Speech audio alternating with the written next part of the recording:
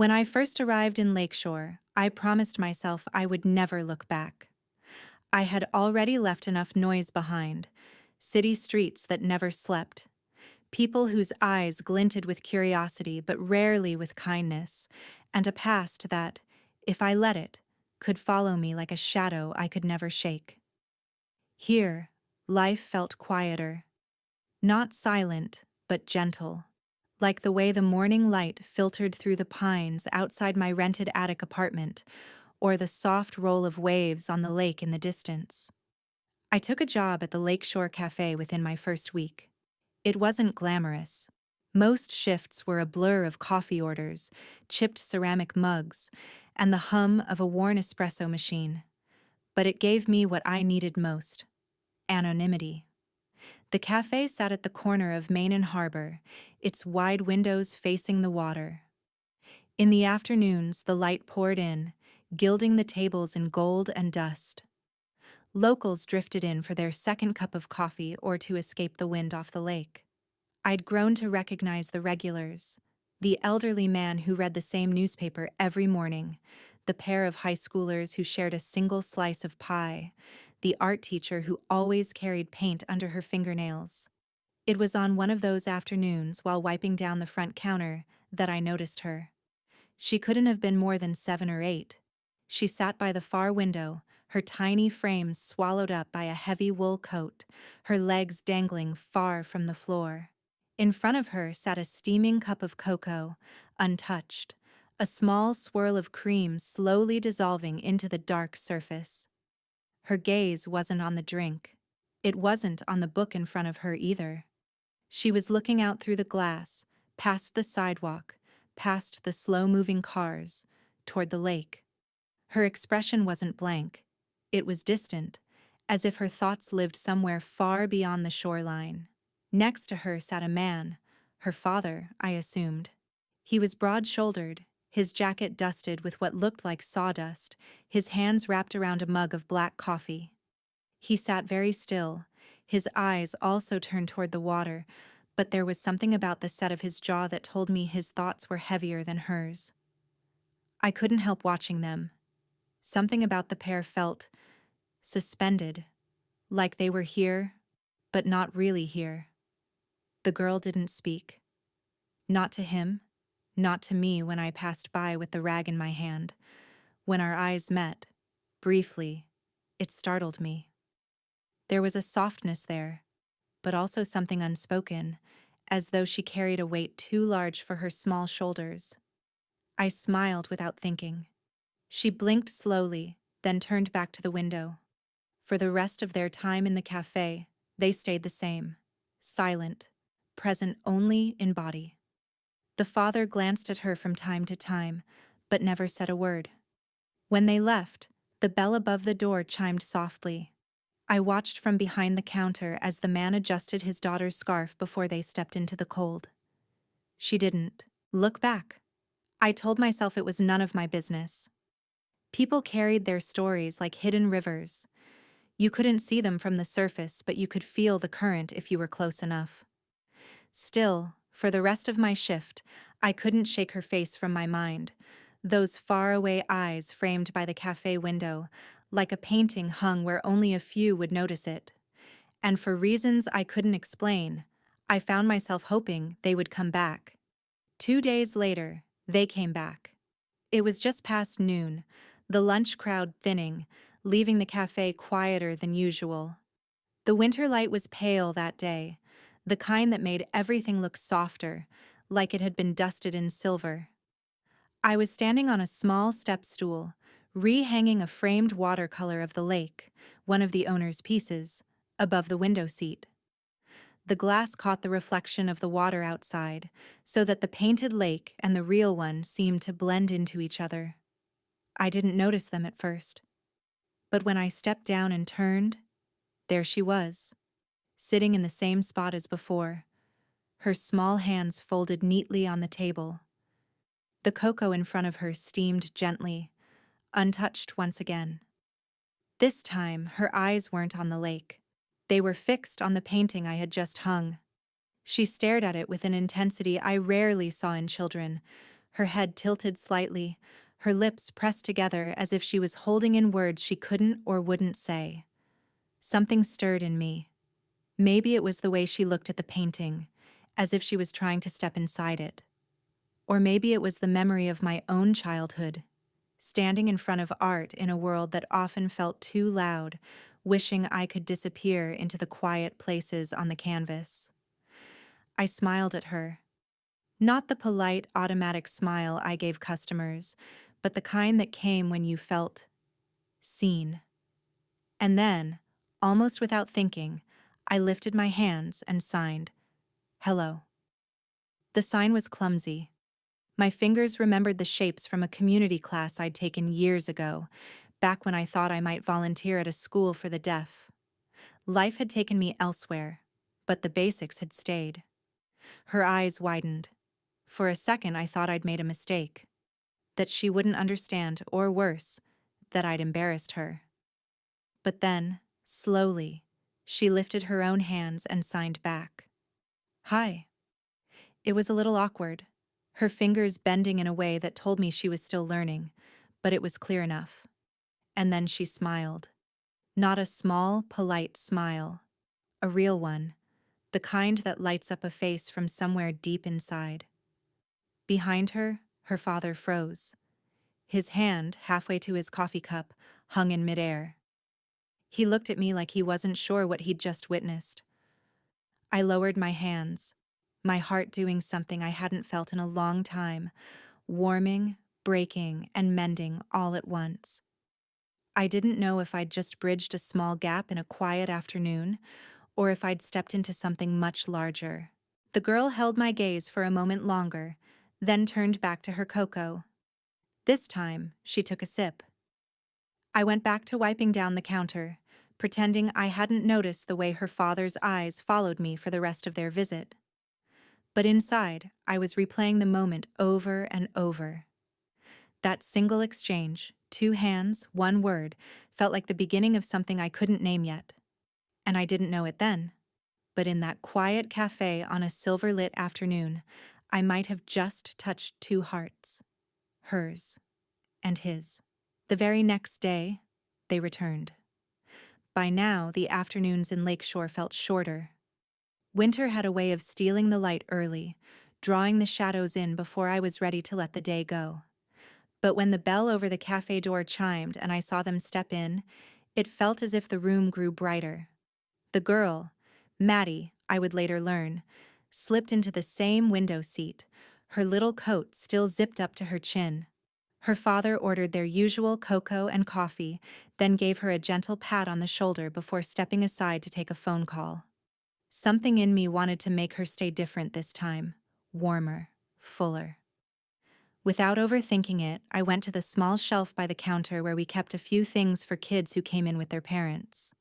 Crayons, scrap paper, a handful of battered picture books.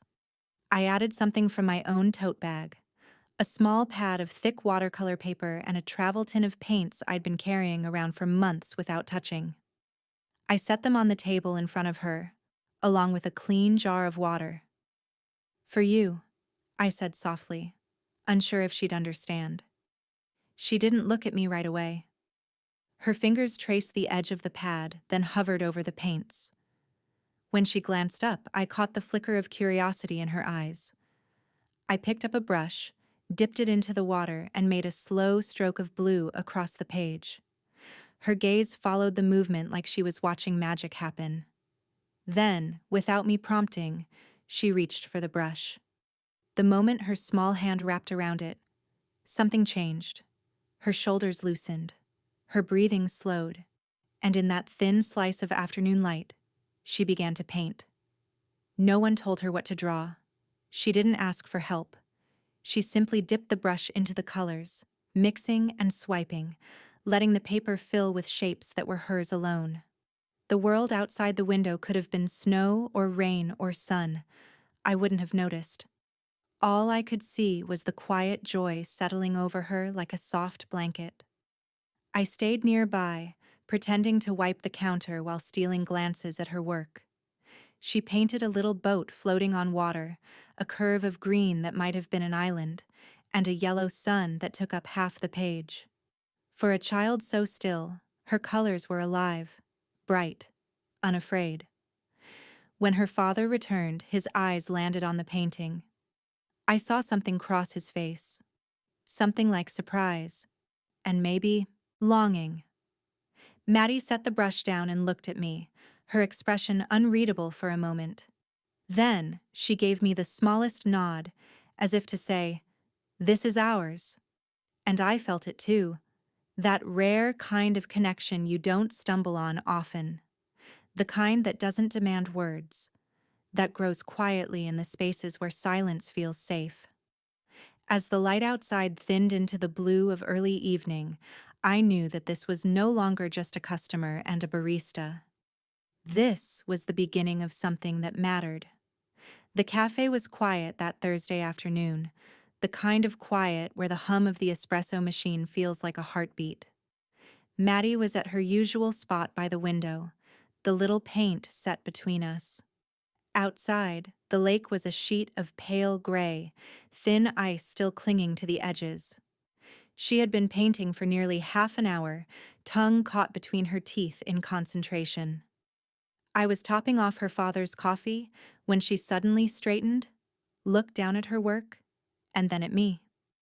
Before I could ask, she slid the paper across the table. It was the boat again, only this time it wasn't alone on the water. Beside it floated a smaller shape, another boat, drawn close as if they were traveling together. And at the bottom, in clumsy but careful brush strokes, she'd painted two symbols I recognized instantly from the sign language charts I'd seen online. "Thank you." I froze for a beat. Then I glanced at her father, who was watching from across the room. "You made this for me?" I asked, signing the words as best I could. My hands weren't perfect, but I tried. Her smile was like the sun breaking through the lake's winter fog. She nodded. I crouched so I could be at eye level with her. "It's beautiful," I said, my voice thick in my throat.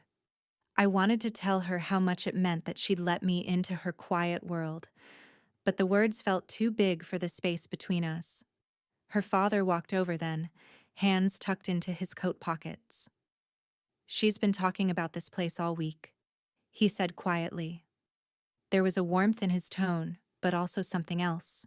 A guardedness, like he was holding the moment at arm's length. I couldn't help noticing how often they were coming in now.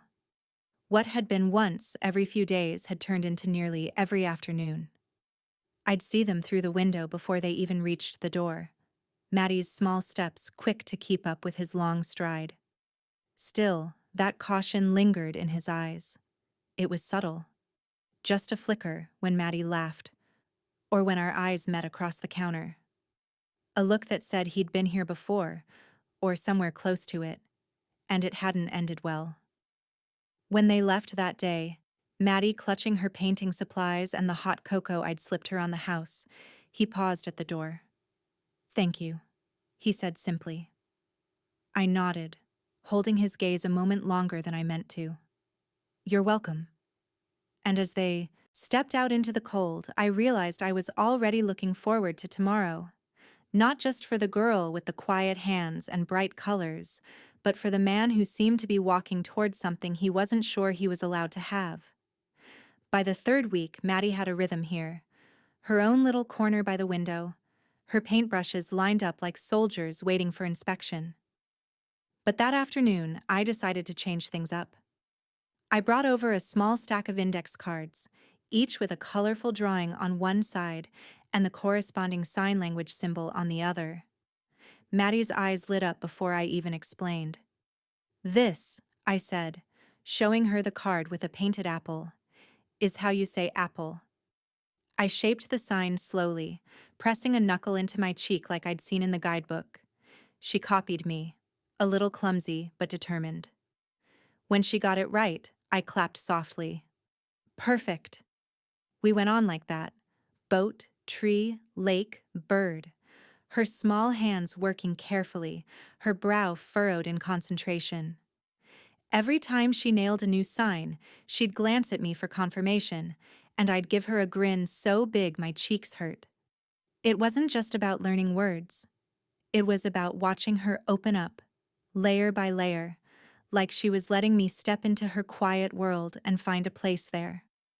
Across the room, her father sat with his coffee, one arm draped casually along the back of the chair. He didn't speak, didn't interrupt. But I could feel his gaze on us, steady and unblinking, like he was memorizing the moment. Once, when Maddie bent over her paper to draw, I glanced at him. Our eyes met, and something flickered. An almost smile, quickly tucked away. After a while, Maddie signed thank you without the card. She just remembered. My chest tightened. I signed "You're welcome back," and her grin widened until she giggled soundlessly. "You're good with her," her father said quietly when Maddie went to wash her hands. His voice had a low, steady timbre that seemed to carry more weight than the words themselves. I shrugged, suddenly self-conscious. "She makes it easy." He nodded, but didn't elaborate. I got the sense he wasn't a man who wasted words, and maybe not one who trusted them easily, either.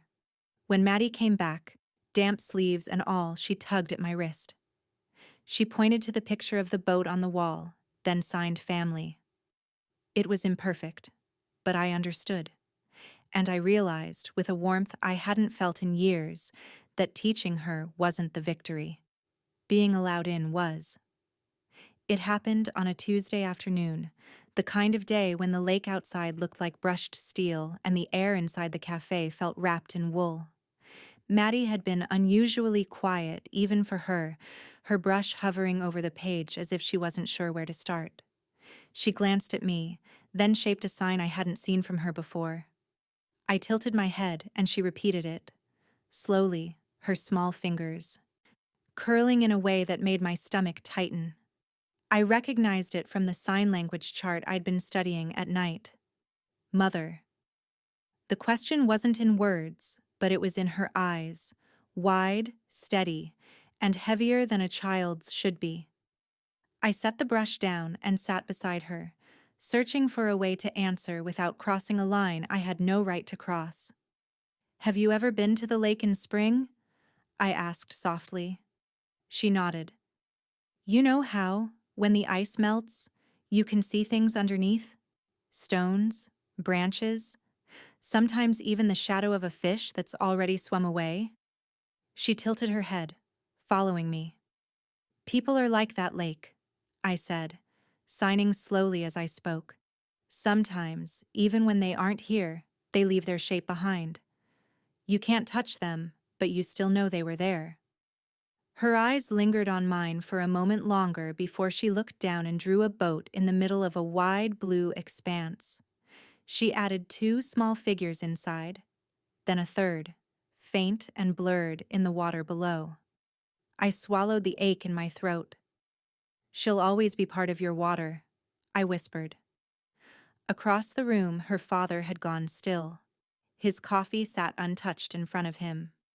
I could feel his gaze, sharp and searching, like he was trying to read something between my words.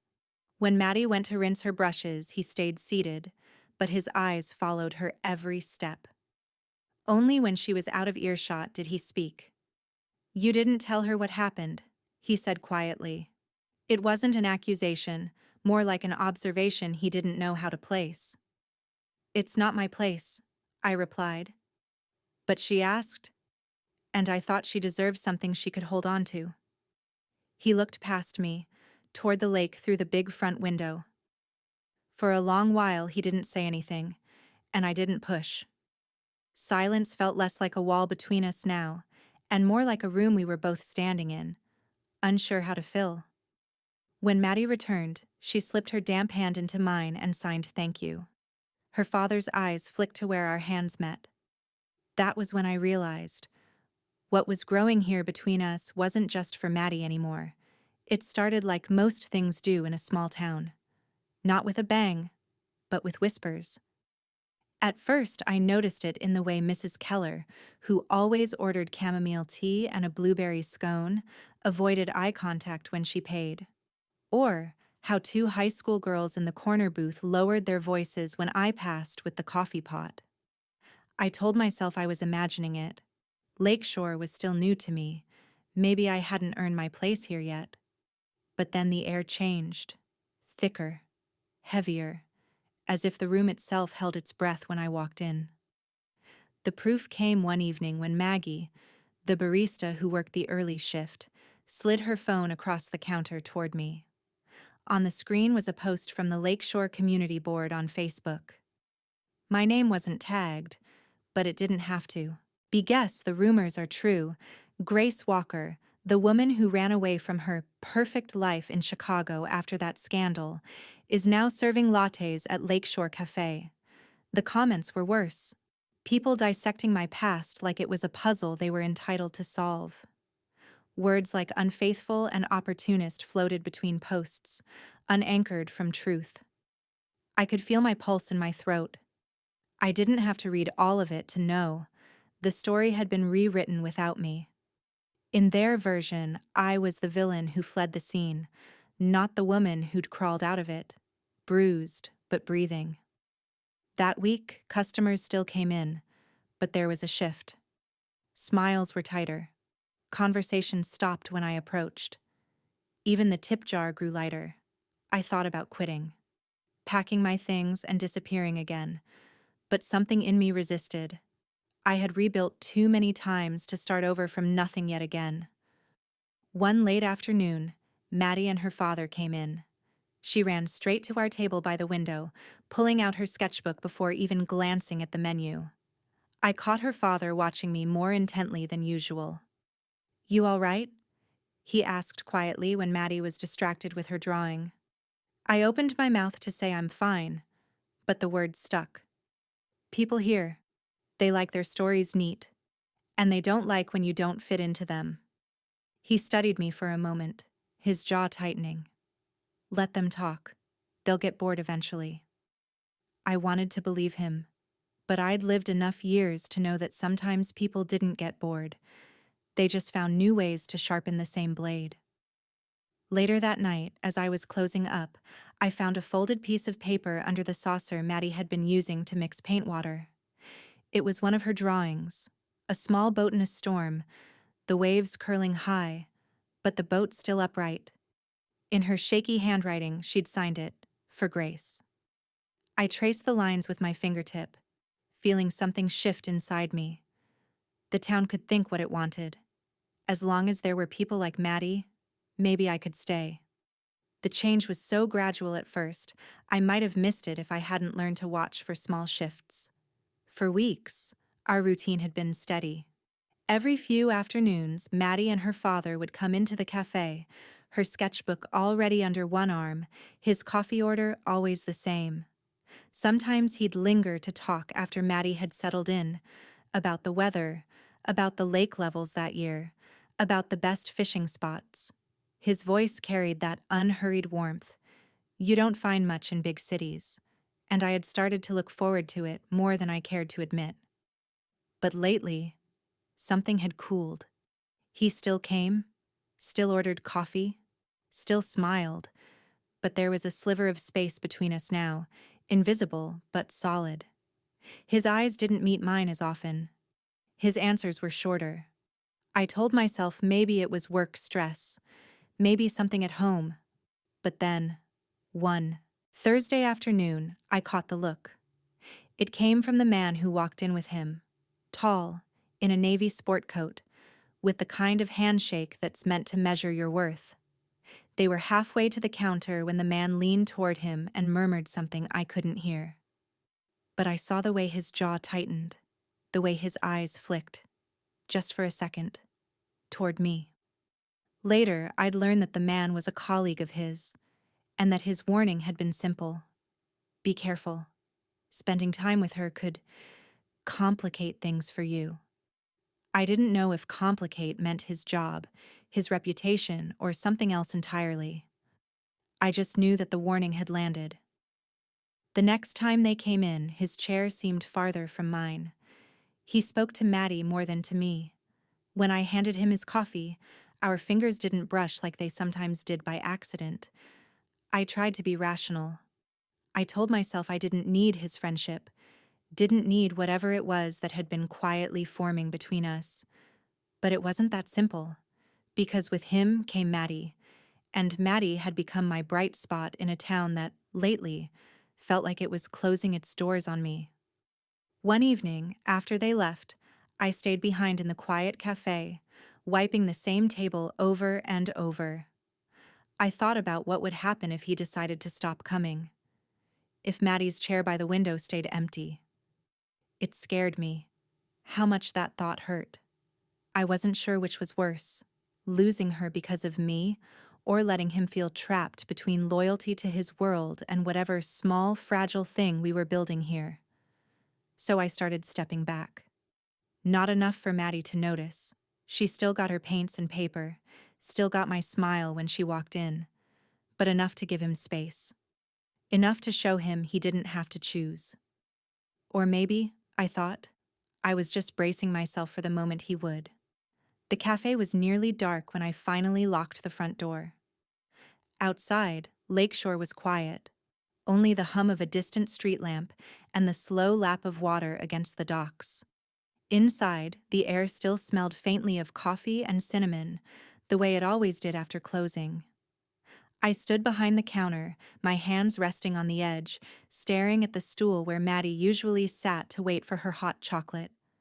That little swing of her legs, the way she leaned forward when I showed her a new sign, those were etched into my mind now.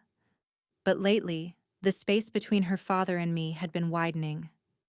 I could feel it, even if he never said the words. And I kept thinking about that colleague's warning, the one I wasn't supposed to hear. I told myself I could handle people whispering about me. I'd been through worse. But Maddie?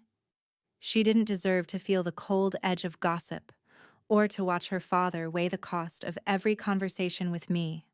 That night, I decided the simplest way to protect her was to step back completely. I found a sheet of the cafe's stationery, cream paper with the name in faded gold at the top, and sat at one of the corner tables. My pen hovered over the page for a long time before I started writing.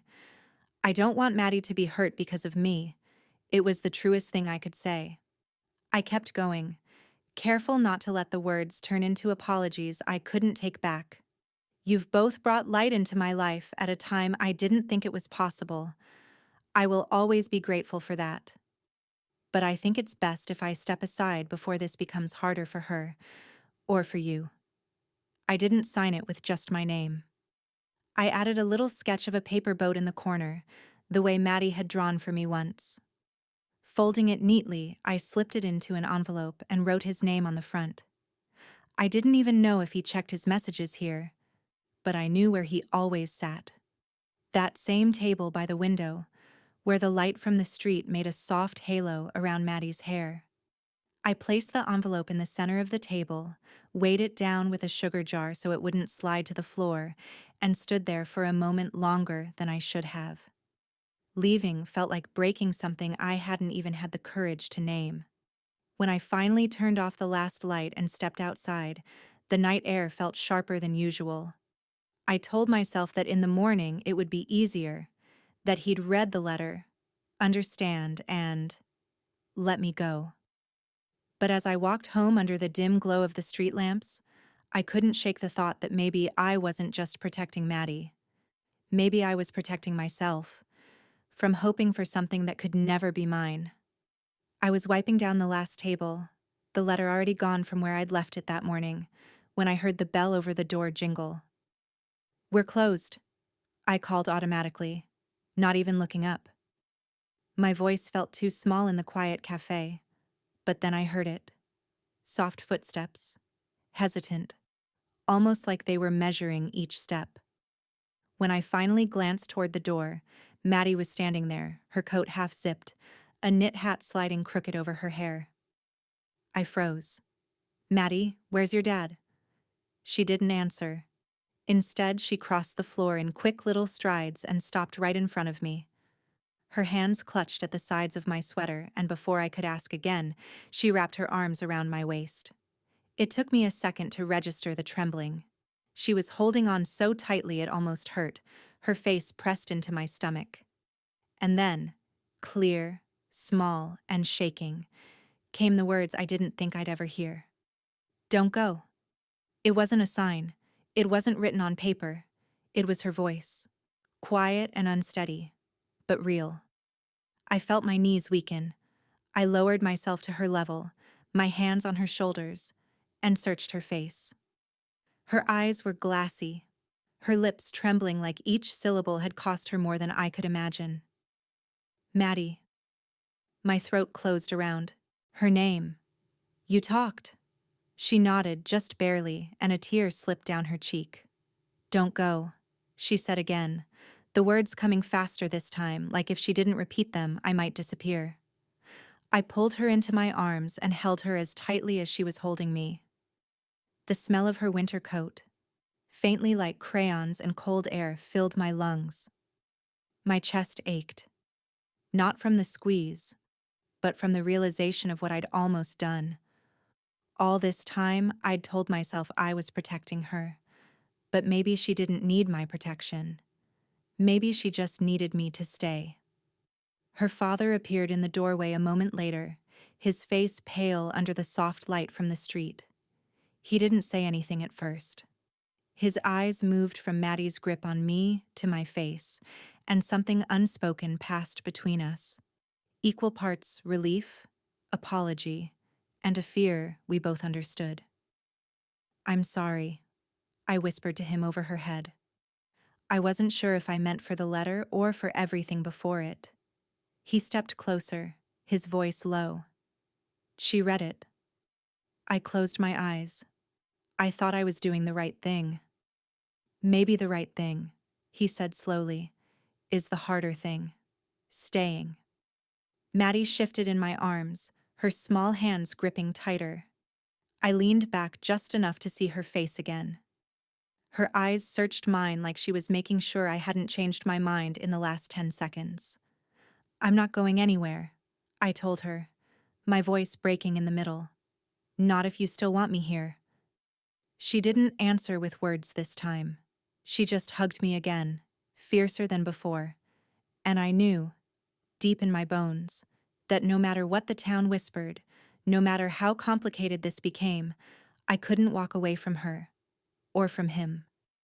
The three of us stood there in the dim café, the smell of coffee lingering in the air, the world outside holding its breath. And for the first time in a long time, I felt certain of where I belonged. The town hall smelled faintly of old wood and coffee that had been sitting too long. Rows of folding chairs filled the space, most of them occupied. I sat halfway back, hands folded in my lap, my scarf wound a little too tightly around my neck. Maddie and her father were at home. This meeting was about zoning changes, nothing that should have mattered to me. But in a small town like Lakeshore, showing up was part of proving you belonged. The mayor's voice droned from the front, echoing off the high ceiling. People nodded along, flipping through their papers. I told myself to breathe evenly, to blend into the background. I'd been doing so well these past weeks, working, smiling at customers, keeping my head down. And then it happened. Some of us, a woman near the front said, are worried about the type of people we're bringing into our community. A murmur rippled through the crowd. Another voice chimed in, casual but cutting. We all remember what happened back in Chicago. Hard to forget, really. Wouldn't want certain patterns repeating themselves here. They didn't look at me directly, but they didn't have to. Every pair of eyes that flicked my way told me exactly who they meant. My palms began to sweat. The metal chair felt suddenly too small, the room too warm. I pressed my hands together to keep from fidgeting, but my fingers dug into each other until my knuckles ached. I thought about standing up, defending myself, explaining that most of what they'd heard was half-truths, twisted by someone else's agenda. But I could already hear the whispers that would follow. She's making a scene. Guess the rumors were true. Instead, I kept my gaze fixed on the scuffed floorboards, tracing the grain with my eyes as if it were a map that could lead me out of this room. My heart pounded so loudly I barely caught the mayor's attempt to steer the conversation back to safer topics. Someone behind me leaned closer to their neighbor and whispered. I didn't catch the words, but the quick sideways glance in my direction was enough to fill in the blanks. I swallowed hard. My throat felt dry, as if all the air in the room had been drained away. I wanted to leave, stand up, push past the folding chairs and step into the cold night air. But leaving would feel like confirmation, like I couldn't face them. So I stayed. I stayed and listened to people talk about roads and budgets, and the cost of repainting the town's welcome sign. I stayed even though my shoulders ached from holding them so stiff, even though my hands were curled so tightly in my lap that my nails bit into my palms. By the time the meeting adjourned, my jaw was sore from clenching it. I stood slowly, giving myself a moment before turning toward the aisle. No one stopped me, but I could feel the lingering weight of their stares, like I was a headline they'd been reading all night. When I stepped outside, the cold air hit me like a wave. I breathed it in deeply, letting it fill every corner of my lungs. My hands were still shaking, but the tightness in my chest eased just enough for me to move forward. I knew this wouldn't be the last time. In towns like Lakeshore, stories, true or not, had long half-lives, but I also knew that Maddie had asked me not to go, and I'd promised her I wouldn't. So I walked toward home, my steps slow but steady, the glow of the cafe's sign in the distance like a small, stubborn light refusing to go out. I was halfway to the exit when his voice cut through the low chatter. Hold on. It wasn't loud exactly, but it carried in a way that made every conversation stall. Chairs creaked, heads turned. I froze, my hand hovering just above the strap of my bag. He was standing now, Maddie's father, in the middle row, shoulders squared, hands loose at his sides. His expression was calm, but there was a sharpness in his eyes that told me he'd had enough. I don't know what kind of town Lakeshore wants to be, he said, his gaze sweeping across the room. But where I come from, we don't build a community by tearing someone apart based on gossip. The air seemed to thin. People shifted in their seats. No one met his eyes. I've watched Grace work at that cafe nearly every day, he continued, voice steady. I've seen her treat every customer with kindness, more kindness than some of you are showing here tonight. My daughter smiles because of her. She speaks because of her. The words landed like stones dropped into still water. I could feel each ripple. Someone cleared their throat in the back, as if to break the tension, but he didn't pause. If you think your whispers don't hurt, you're wrong. And if you think she doesn't belong here, you're going to have to explain why. To me, and to a little girl who finally feels safe enough to laugh again. Silence. It wasn't the uneasy kind from earlier. It was heavier, more deliberate. Like the room had been caught doing something it shouldn't. I stood there, staring at the back of his head, my pulse pounding. No one had ever done this for me before. Not in Chicago. Not anywhere. Every time the ground shook under my feet, I'd learned to steady myself alone. But now, someone else was standing in the quake with me. The mayor cleared his throat and muttered something about returning to the agenda. A few people nodded. A few didn't move at all. I didn't wait for the meeting to end. I stepped into the aisle, my legs a little unsteady, and when I passed him, our eyes met for the briefest moment. There was no smile, no dramatic gesture, just a quiet acknowledgement. I'm here. I see you. Outside, the night air bit at my cheeks. I didn't realize I was shaking until I wrapped my arms around myself. A moment later, footsteps crunched on the gravel behind me. You okay? He asked. I wanted to say yes, but my throat was tight, so I just nodded. Good, he said softly, because I meant every word. and for the first time in a long while, I believed it. Winter loosened its grip on Lakeshore slowly, as if reluctant to let go.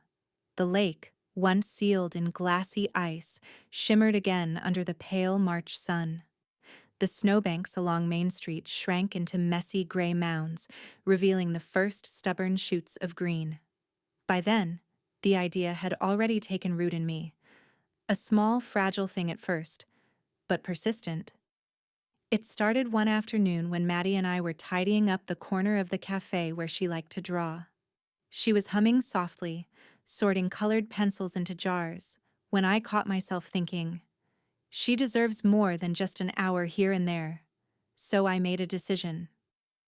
2 weeks later, with the owner's blessing, I cleared out the storage room at the back of Lakeshore Café, a space that smelled faintly of cinnamon and old books, and turned it into something new. We painted the walls a bright, sunny yellow. Maddie insisted on hanging a paper chain she had made herself, looping it across the window so the light would filter through the colors. "This is where we're going to teach," I signed to her, careful to shape each movement clearly. Her eyes widened. "Teach who?" she signed back. "Kids like you," I replied. And just like that, it became our project. The word spread faster than I expected. Parents I'd never met before stopped by the cafe, asking about the art class for deaf kids. Some were hesitant, unsure if their children would feel comfortable. Others were relieved. Finally, a place where their kids could express themselves without having to keep up with the hearing world's constant chatter. On the first day, 3 children showed up. A shy boy with sandy hair, a girl who couldn't stop tapping her paintbrush against the table, and Maddie, who had dressed in her favorite blue sweater for the occasion. I started by teaching them how to sign the colors: red, blue, yellow, letting their hands shape the words before they dipped their brushes into paint. Laughter came in bursts, silent but bright, filling the room in a way that didn't need sound. Maddie took her role seriously, showing the younger boy how to hold the brush so the paint wouldn't drip too much. Every now and then she'd glance at me, her smile a little wider than usual, as if to say, "We're doing it. We're really doing it." As the weeks went by, the class grew. More chairs, more paint jars, more paper taped to the walls. The room became a gallery of small triumphs, crooked houses, sunsets with colors that bled together, stick figures holding hands. And with each session, I felt something shifting inside me. For so long, I'd been the newcomer, the outsider with a past no one wanted to forget. But in that small yellow room, surrounded by flying paper scraps and the scent of tempera paint, I wasn't the woman from Chicago anymore. I was just Grace, the one who taught their kids to sign thank you, the one who clapped silently when a painting was finished, the one who belonged. One evening, after the last child had been picked up, I sat at the table with Maddie, helping her clean the brushes. The sun was setting over the lake, casting the room in a soft, honey-colored light. "You're happy," she signed. I looked at her, caught off guard. "Yes," I signed back. "I am." And I meant it. The classroom smelled faintly of drying paint and the faint sweetness of the muffins cooling in the cafe kitchen. The children had gone home for the evening, their artwork taped to the wall fluttering slightly in the draft from the back door. Maddie lingered, rummaging through her backpack with the kind of focus only children have when they're planning a surprise. "Close your eyes," she signed. I laughed, but did as she asked. When I opened them, she was holding a sheet of thick watercolor paper. My breath caught. It was a boat, like the first picture she had ever given me. But this time, the lake stretched wider, calmer. The little sail, painted in careful blue and white stripes, carried a new detail. 2 stick figures standing side by side at the bow, holding the hands of a smaller one between them. Above the boat, in bold, uneven strokes, she had painted the sign for family. It wasn't perfect. The hands were a little out of proportion, the lines uneven, but it was beautiful in a way that made my chest ache. I knelt so our eyes were level. "It's us," I signed. She nodded, her grin shy but certain. I took it from her carefully, as if it were more fragile than glass, and crossed the room to the wall near my desk. There, I hung it in a fresh frame, right beside her first boat. Two journeys, side by side, the one that had started it all, and the one that showed how far we'd come. When I turned, he was standing in the doorway. I hadn't heard him come in.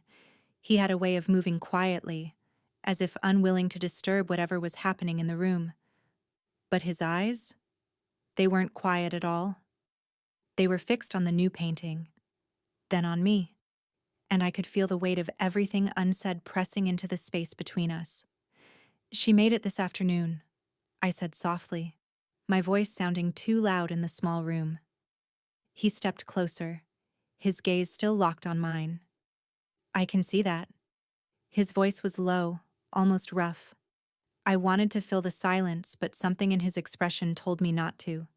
So I stood there, my hands resting lightly on the back of a chair, waiting. He looked at the painting again, and this time I saw it. The shift in his face, the way the guardedness eased just enough for something warmer to show through. It wasn't a smile, not exactly, but it was the closest I'd seen to one since we'd met. "Maddie's happy here?" he said finally.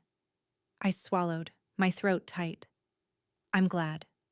Another pause, longer this time. His eyes lingered on me in a way that made the air feel thicker. There was gratitude there. Yes. But something else. Something that made my heartbeat stumble. "I don't say this often," he went on, "but thank you." I could have told him he didn't need to thank me, that Maddie had given me as much as I'd given her, but the words wouldn't have been true. Because deep down, I knew this was different. This wasn't just politeness. This was him letting me see the part of himself that most people in this town would never get close to.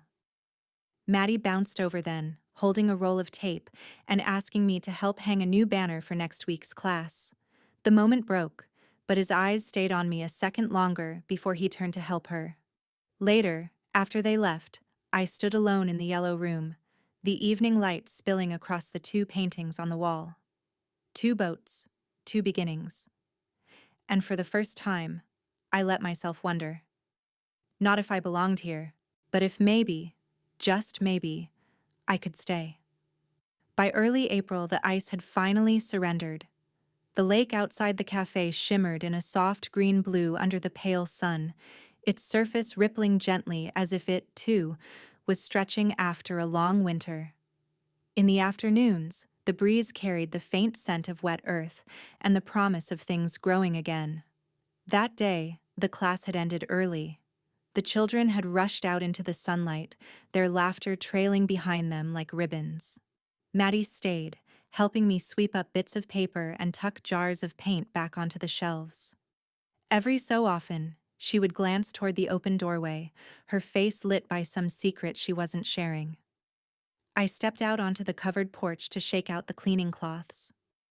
The boards were still damp from last night's rain, and the lake stretched wide in front of me, calm and bright.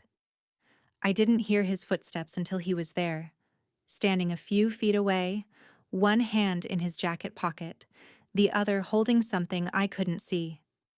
Maddie followed him out, her eyes sparkling.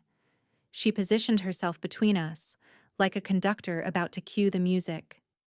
And then he did something I had never expected from him, the man who seemed made of quiet restraint and measured distance. He went down on one knee. I froze, my breath catching in my chest. In his hand was a small wooden box, worn smooth like it had been carried for a long time. He didn't open it right away. Instead, he looked at me, steady and unflinching, and for a moment, the world seemed to narrow until it was just the three of us on that porch, the lake a silent witness. "Grace," he said, his voice low but clear, I don't have a perfect past to offer you. I don't have promises that nothing hard will ever touch us again. But I do have this. He glanced at Maddie, and she gave a tiny nod, urging him on. A life that I want you to be part of. Every day. For both of us. Maddie reached for my hand and signed the words slowly, deliberately. Family. The wooden box creaked open, and inside was a simple silver ring, nothing ornate, just a smooth band that caught the light like a ripple on the water. I didn't answer right away. My throat felt tight, my eyes burning with the kind of tears that had nothing to do with sadness. I thought about the first day I'd seen them through the cafe window, about the boat she'd painted, about the way he had stood for me in that crowded meeting hall. Are you sure? I whispered. About me? His mouth curved, not into a wide grin, but into the kind of smile you save for rare moments. I've been sure for a while. Maddie squeezed my fingers. Her expression was so hopeful, so certain, that my heart had no choice but to catch up to hers. I nodded, the movement small but enough to make Maddie let out a delighted laugh. She jumped up and down, signing, "Yes! Yes! Yes!" with both hands before flinging her arms around me. He slid the ring onto my finger, his touch warm despite the cool spring air. For a second, his hand lingered over mine, as if grounding both of us in the reality of this choice. Somewhere out on the lake, a pair of ducks skimmed the surface, leaving ripples that spread outward, touching everything in their path. I realized that was us. Three people whose lives had drifted together in ways none of us could have planned, sending changes far beyond where we started. When we finally went back inside, Maddie insisted on drawing a new picture for the wall. The three of us on the porch, the lake behind and above us, in her bold, uneven strokes, the sign for forever. I must have looked ridiculous, standing there with my hand still in his, the silver ring catching the pale sunlight, and my smile so wide it felt like my face might not remember how to relax. Maddie, of course, was the first to break the moment. "If I get to draw the wedding cake," she announced, her voice bright and triumphant. Her signing was a little ahead of her words, both hands moving in big, eager sweeps. We both laughed, real, unguarded laughter that tumbled into the crisp spring air and floated out over the water. I bent down to pull her into a hug, feeling her small arms wrap tight around my neck. "You're hired," I told her. "Cake designer and maybe flower girl if you want the job." Her eyes widened. "Both." She signed it twice for emphasis. The three of us stayed on the porch for a while longer, leaning against the railing. The lake, now completely free of ice, sparkled as though it was keeping our secret for just a little while before telling the rest of the world. The wind was soft, carrying the scent of thawed earth and something sweet I couldn't quite name. Hope, maybe. I turned to look at him, taking in the way the light caught at his hair, how his shoulders seemed a little less weighted than when we'd first met. "You know," I said, "this isn't how I thought my life would look." "Me neither," he admitted, his voice quiet. He glanced down at Maddie, who was tracing the grain of the porch boards with her finger. "But I like it better this way." I thought back to the first time I'd seen them. The guarded man, the silent little girl who wouldn't meet my eyes. Somehow, through sketches and colors, through halting words and patient signs, we had built something that felt solid enough to hold all three of us. "Grace?" His voice pulled me from my thoughts. "I can't promise we'll never have storms, but I promise I won't let you face them alone." The words settled over me like a warm blanket. I didn't need perfection. I just needed this. A life where I wasn't bracing for the next loss, where someone stood beside me because they chose to, again and again. Maddie tugged my sleeve, holding up a quick drawing she'd made in her little notebook. A boat with 3 stick figures inside, the sun overhead, and the lake, around us in bright swirls of blue. Above it, She'd written in shaky letters, "Family." I swallowed hard, brushing my thumb over the page. "Looks perfect," I whispered. We finally went back inside, and Maddie immediately cleared a space on the wall for her newest masterpiece. She pressed it into place with both hands, stepping back to admire it like a true artist. That night, after the cafe was closed and the quiet of the lake had deepened into the soft hum of crickets, I found myself back on the porch. He joined me, carrying 2 mugs of tea. We didn't say much, just listened to the gentle lap of water against the shore.